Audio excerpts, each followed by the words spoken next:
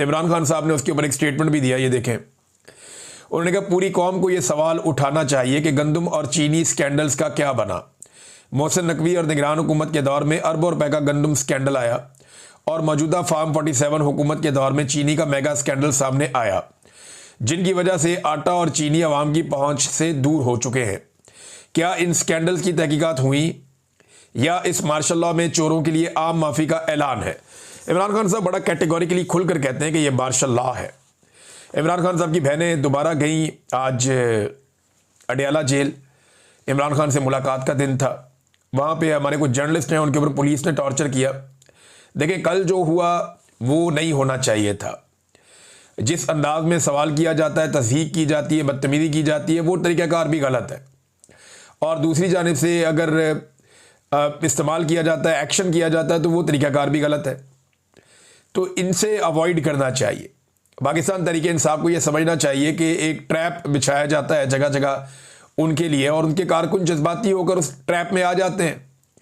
अब ये सबको नज़र आ रहा है कि हो क्या रहा है। आज जो शेख आगा सरवर है वो बता रहे थे कि मैं तो बचा के इसको जर्नलिस्ट को साइड पे ले गया, जिसके बारे में पाकिस्तान तहरीक इंसाफ को इस बात की तकलीफ है कि ये बहुत बदतमीजी करता है। वहाँ पे कहता है मैं उसको साइड पे ले गया तो एक बंदे ने आके मुझे धक्का दे के उसको छुड़ाया कि तुम क्यों इसको बचा रहे हो।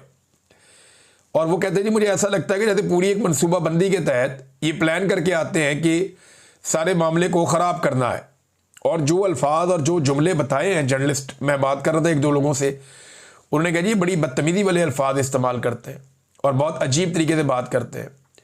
यानी मरे हुए को क्या मारना, जाके ताकतवर हुक्मरान से सवाल करो, उनकी आंखों में आंखें डालकर सवाल करो।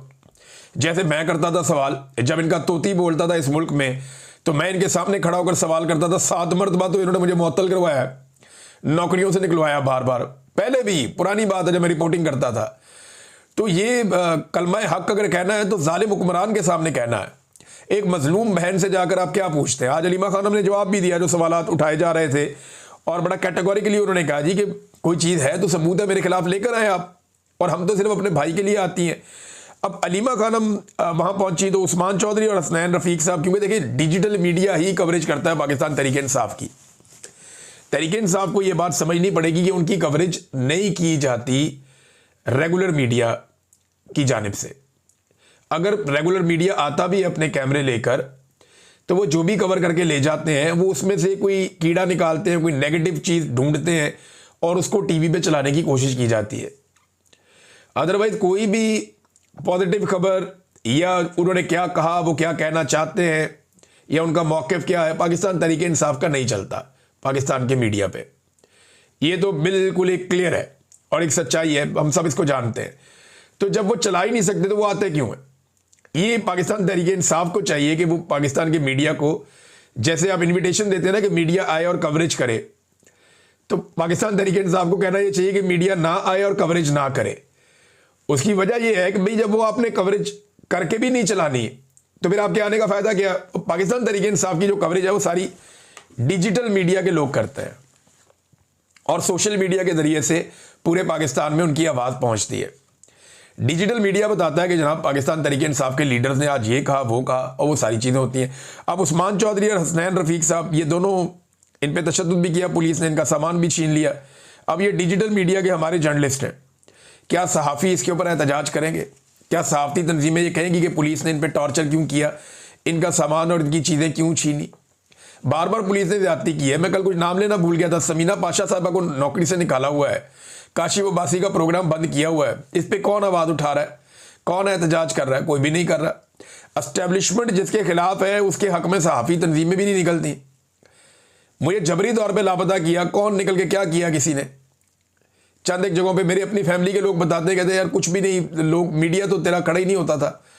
तो हम हर जगह जाते थे, हर जगह पे जाके हमने मीडिया के लिए आवाज़ उठाई है। शहीद अरशद शरीफ के लिए इन्होंने क्या किया मीडिया ने?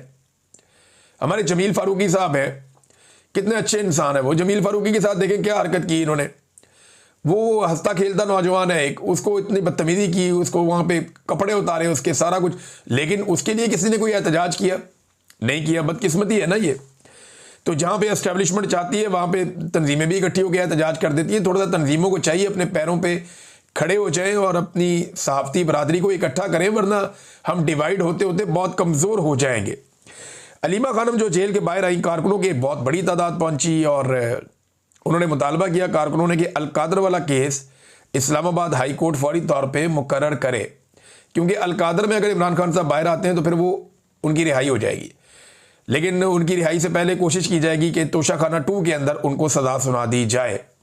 फिर जब तक उसके अंदर रिहाई होगी तब तक कोशिश की जाएगी कि कुछ ना कुछ करके किसी और पंगे में इमरान खान साहब को 9 मई में या कहीं और डाल दिया जाए।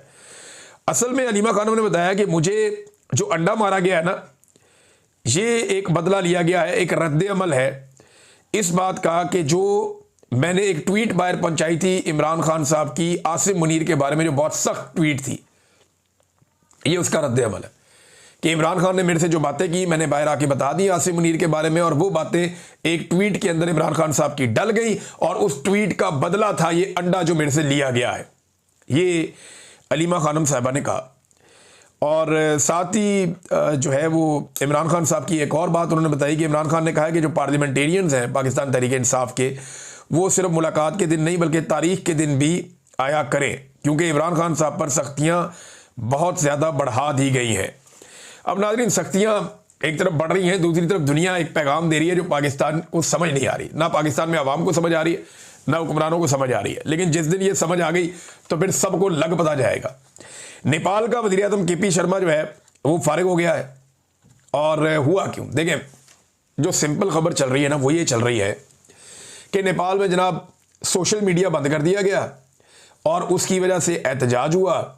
एहतजाज के अंदर 19 लोग मारे गए और एहतजाज की शिद्दत में इजाफा हुआ और नौजवानों की बहुत बड़ी तादाद ने अटैक कर दिया हुकूमत के ऊपर। पुलिस और फौज बेबस हो गई और फिर वज़ीर आज़म भी मुस्ताफ़ी हो गया, वुज़रा भी मुस्ताफ़ी हो गए। एक खबर ये दी जा रही है, लेकिन अगर आप थोड़ा सा स्टडी करें ना तो ये एक पैटर्न है पूरा। जो नेपाल के अंदर हुआ वो इसलिए नहीं हुआ कि सोशल मीडिया थोड़ी देर के लिए बंद हुआ था, वो इसलिए हुआ कि वहाँ के हुक्मरानों का जो अय्याशी वाला तर्ज ज़िंदगी है उसे देख देख कर नौजवान उकता चुके थे। वहाँ के अवाम गरीब थे, हुक्मरान अमीर थे, बिल्कुल वैसे ही जैसे पाकिस्तान में है। तो लोग बहुत ज़्यादा फ्रस्ट्रेशन का शिकार थे कि ये क्या जुल्म हो रहा है। लोग करप्शन के खिलाफ बोलना शुरू हो गए थे सोशल मीडिया पे बहुत ज़्यादा, जैसे आजकल पाकिस्तान में बोलते हैं।